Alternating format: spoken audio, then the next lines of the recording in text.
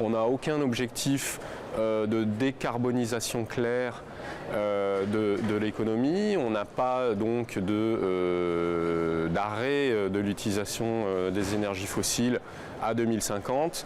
On n'a pas de signal clair sur le développement massif des énergies renouvelables, dans le texte en tout cas. Donc tout ça, ce sont des éléments qui manquent. Il y a un autre aspect qui nous paraît particulièrement problématique, c'est que le texte ne prévoit aucune revue des engagements pris par les États avant 2020. Dans la mesure où les États ont pris des engagements pour certains jusqu'en 2030, ça signifierait qu'on est coincé sur des trajectoires de réduction d'émissions très insuffisantes pendant les 10 ou 15 prochaines années. Optimiste, il faut l'être. Maintenant, on ne se fait pas non plus des illusions sur le contenu de l'accord.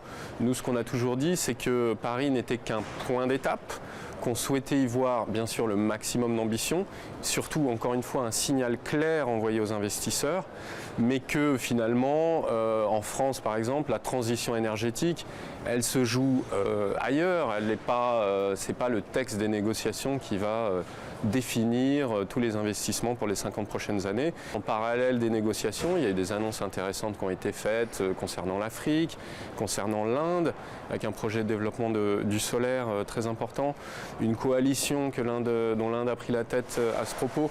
Donc on a des éléments qui sont positifs dans l'économie réelle.